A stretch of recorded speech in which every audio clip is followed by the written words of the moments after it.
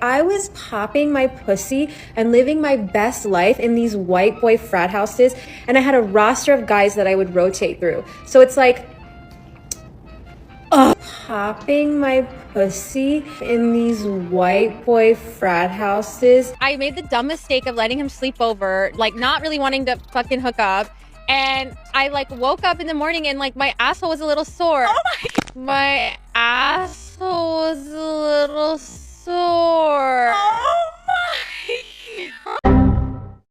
Imagine grinding for a decade in the comedy trenches, surviving brutal open mics, and building a massive podcast brand with your closest boys, only to reach the top and flush that brotherhood down the toilet. Why? Because your significant other discovered therapy lingo and used it as a weapon of mass destruction on Instagram.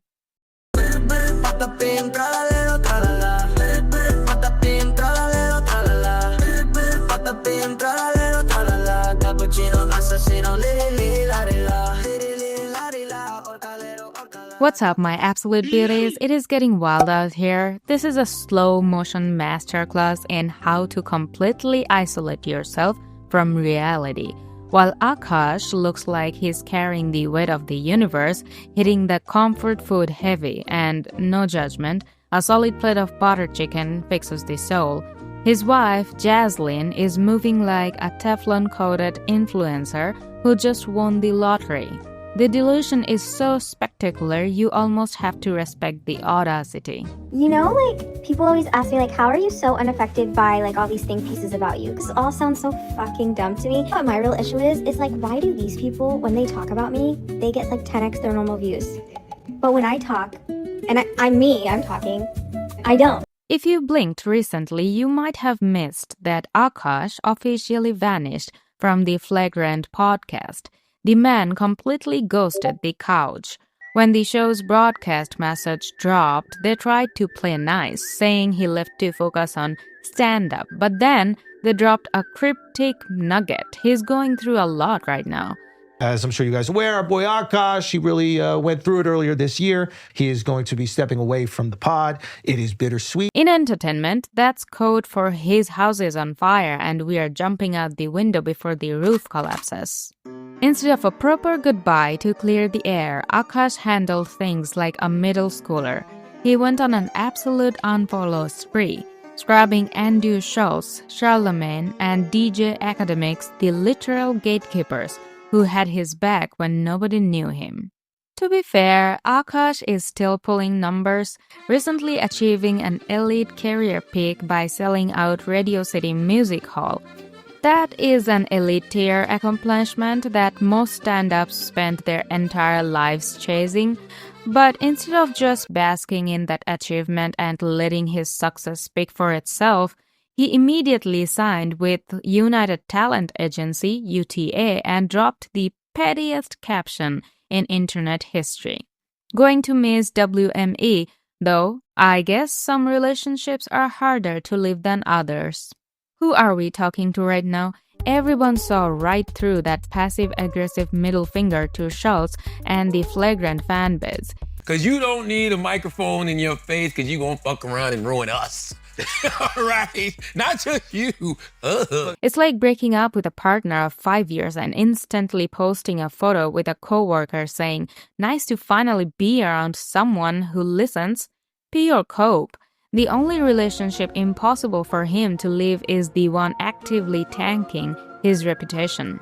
Would y'all ever have an together with your husband? Priya, She tried. I'm actively trying to have an orgy because this couple is so fucking good looking and you haven't seen Nav yet, but wait till you fucking see him. His body goes crazy. His face card always slays, never declines.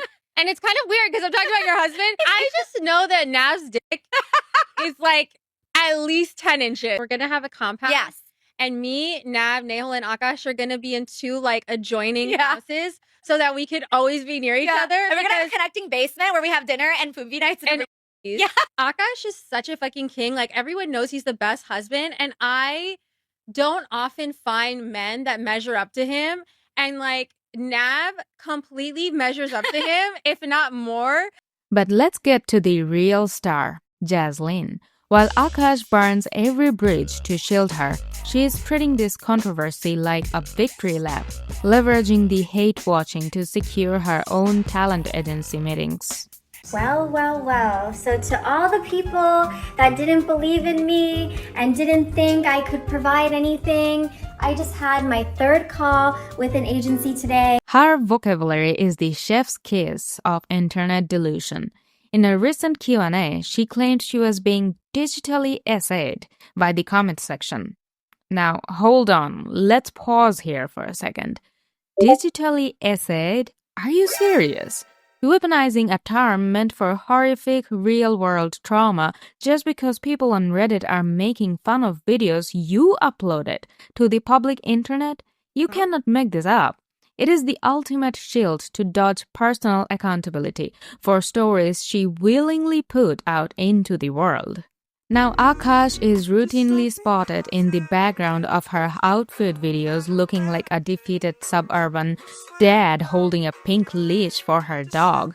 Meanwhile, she's bragging to her financially anxious girlies about her heavy consumerism and putting a personal assistant on Akash's payroll just to ship fresh mangoes from India. You guys, my assistant Kiana helped us secure mangoes shipped from India. There are my financially anxious girlies that also love to shop. Rise up.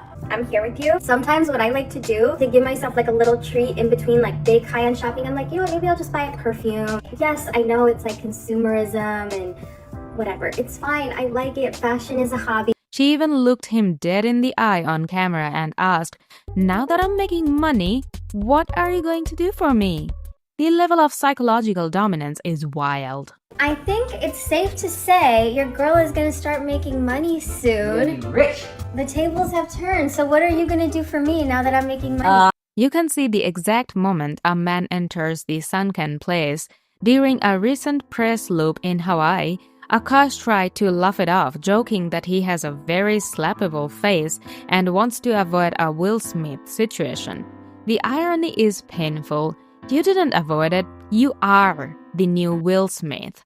He's become the ultimate cautionary tale, publicly diminished by his spouse, doing grueling local news interviews looking completely checked out while telling cameras the gold digger allegations, well, we think they're funny jokes. If you want a narrative to die, stop feeding the beast. Every time you go on a promo tour and tell a reporter it doesn't affect me, you breathe fresh oxygen into the exact spectacle you are trying to escape. The internet didn't invent this drama out of thin air. Creators are literally just reacting to the exact clips she puts on her own page. At this point, the entertainment value is gone. It's just uncomfortable to watch. It's a slow-motion corporate train wreck where one partner loses his community while the other uses the wreckage as a ladder to climb the influencer ecosystem. Akash is clearly pivoting, leaning into becoming a strictly demographic-targeted comedian for the South Asian audience. From a business perspective, that's a highly lucrative goldmine. It's smart, but the road he took to get there, the burned brotherhoods, petty captions, and the absolute refusal to face the music leaves a terrible taste in everyone's mouth. What do you guys think? Is Akash completely lost in the sauce, or is this just a rough transition into a bigger bag? Drop a comment, smash that like button, subscribe, and I'll catch you in the next one. Peace. I'll talk to you guys later.